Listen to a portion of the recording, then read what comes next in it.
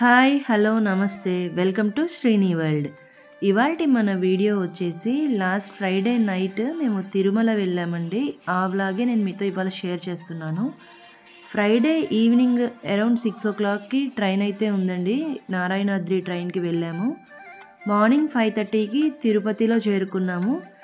తిరుపతి నుండి అలిపిరి వరకు బస్సులో వెళ్ళామండి. అలిపిరి నుంచి మెట్ల మార్గంలో నడిచి వెళ్ళాము. కాలినడక ఉంటుంది కదా, అలా వెళ్ళాము. తిరుమల కొండపైకి వెళ్ళాలంటే బస్సు, జీప్, కారు వీటితో పాటుగా నడిచి వెళ్ళే మార్గాలు 2 ఉంటాయండి. అలిపిరి మెట్లు, శ్రీవారి మెట్టు. అలిపిరి మెట్టు వచ్చేసి కొంచెం ఎక్కువ ఉంటుంది డిస్టెన్స్, శ్రీవారి మెట్లు వచ్చేసి తక్కువ ఉంటుంది.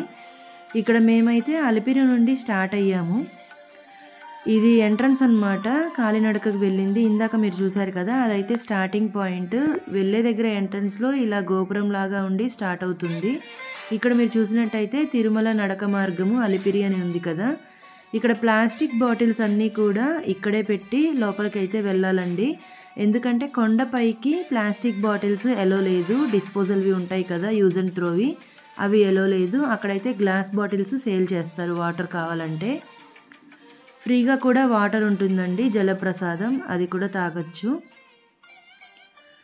మేము వెళ్ళింది సాటర్డే నడిచామన్నమాట.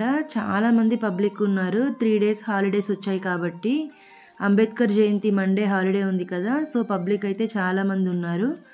వెళ్ళే మార్గంలోనే జింకలు కనిపించాయండి. ఇక్కడ మీరు వీడియోలో చూసినట్టయితే ఒక 2 జింకలను అయితే నేను క్యాప్చర్ చేశాను.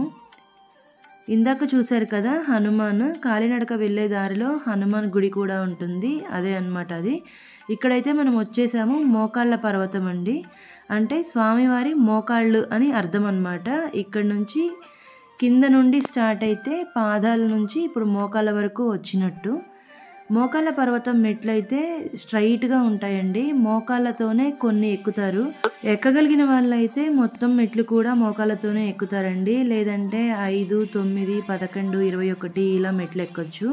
నేనైతే 11 మెట్లు ఎక్కానండి మోకాళ్ళతో. ఇంకా మేమైతే మెట్లన్నీ ఎక్కేసి పైకి వచ్చేసాము.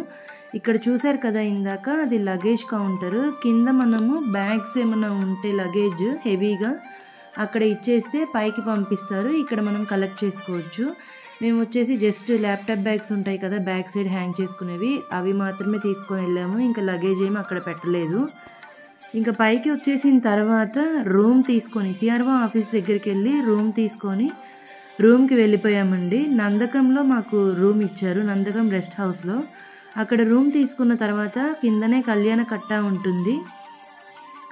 అక్కడ 3 కత్తెరలు ఇచ్చేసి ఇంకా ఫ్రెష్ అయిపోయి సాయంత్రం మేమైతే వరాహస్వామి దర్శనానికి వచ్చామండి. చూస్తున్నారు కదా, ఇక్కడ జనాలు అయితే చాలామంది ఉన్నారు. ఒక 5 లైన్స్ వరకు ఉన్నాయి. టెంపుల్ టైమింగ్స్ వచ్చేసి ఉదయం 5 గంటల నుండి రాత్రి 9 గంటల వరకు అండి, శనివారం నుండి గురువారం వరకు. ఫ్రైడే రోజు మాత్రం ఉదయం 6:30 నుండి 9 గంటల వరకు ఓపెన్ ఉంటుంది నైట్. ఇంకా అక్కడ దర్శనం చేసుకునేసరికి ఇంకా నైట్ అయితే చీకటి స్టార్ట్ అయ్యింది.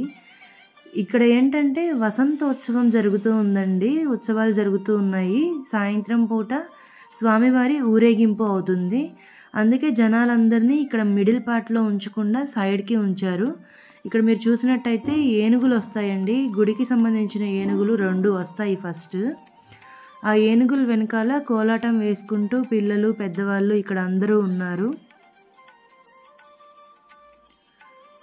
శనివారం రోజు అంటే ఏప్రిల్ 12వ తారీఖు రాత్రి 7 గంటల సమయంలో స్వామివారి ఊరేగింపు, వసంతోత్సవంలో ఆఖరి రోజైన స్వామివారి ఊరేగింపు మొదలయ్యిందండి.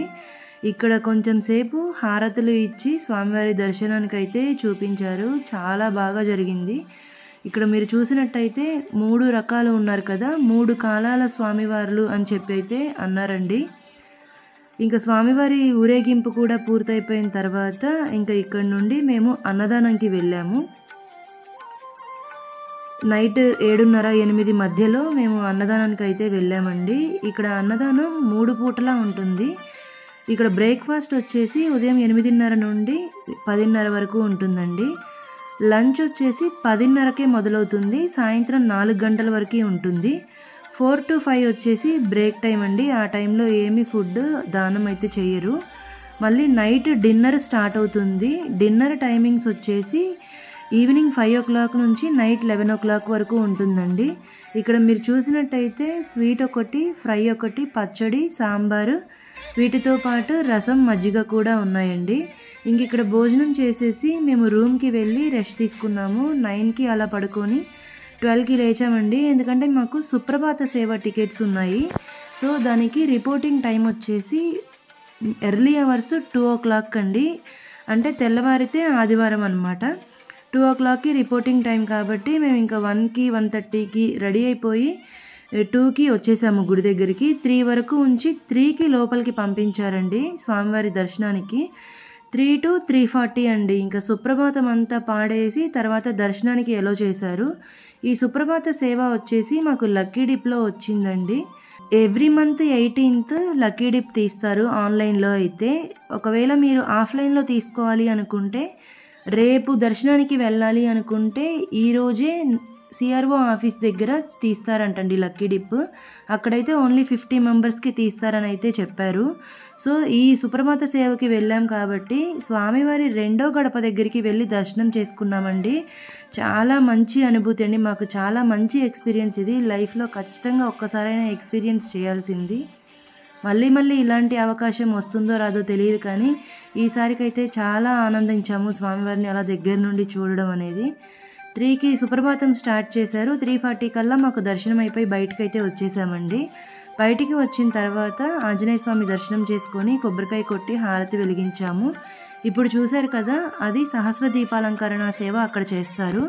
దూరంగా మీకు గ్రీన్ కలర్ బోర్డు కనిపిస్తున్నట్టయితే 300 దర్శనంకి కానీ, ఓల్డ్ ఏజ్ పీపుల్ ఉంటారు కదా, అబోవ్ 60 వాళ్ళు కానీ, బిలో 1 year కిడ్స్ ఉన్న పేరెంట్స్ని కానీ దానిలో పంపిస్తారు. సుపథం నుంచి ఎంట్రీ ఉంటుంది.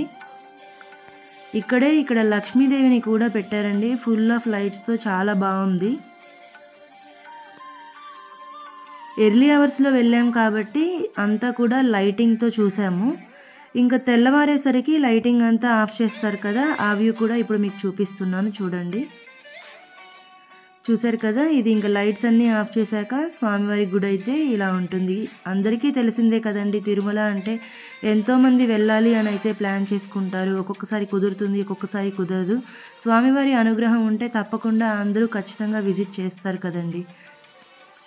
ఇక్కడ ఇదే అండి అన్నదానము. ఇంకా మార్నింగ్ మేము మళ్ళీ ఈ అన్నదానానికి వచ్చాము. అరౌండ్ 10:30 ఆ టైంకి వచ్చామండి. అంటే లంచ్ స్టార్ట్ అయిపోయింది.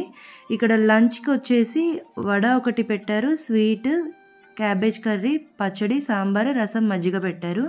ఇంకా 11 ఆ టైంకి మేమైతే కిందకి వెళ్ళిపోయామండి.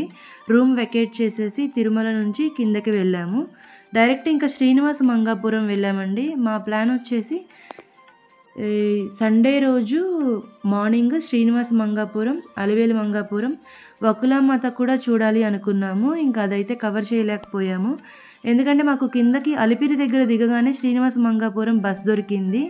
సో ఇంకా బస్ ఎక్కేసి వెళ్ళిపోయాము. స్వామివారి దర్శనం చేసుకొని వచ్చే దారిలో ఇక్కడ జూ పార్క్ అయితే ఇదండి. మళ్ళీ అక్కడ స్వామివారి దర్శనం శ్రీనివాస మంగాపురంలో అవ్వగానే తిరుచానూరుకి బస్ దొరికిందండి. ఇంకా వేరే ఏం వెహికల్ మాట్లాడుకునే అవసరం లేకుండా ఇక్కడ బస్ దొరకడం వల్ల బస్ ఎక్కి వెళ్ళిపోయాము. ఇదైతే తిరుచానూరు అండి. ఇక్కడ కూడా చాలా రష్ ఉండింది. 50 రూపీస్ టికెట్ తీసుకొని స్పెషల్ ఎంట్రీ దర్శనంకి అయితే వెళ్ళొస్తే 1 hour టైం అయితే పట్టింది. ఇంతేనండి ఇవాల్టి ఈ వ్లాగ్ మీకు నచ్చినట్టయితే వీడియోని లైక్ చేయండి. మీకు ఏమైనా డౌట్స్ ఉంటే కమెంట్స్లో అడగండి, రిప్లై ఇస్తాను. మీ ఫ్రెండ్స్ అండ్ ఫ్యామిలీకి షేర్ చేయండి. Thank you.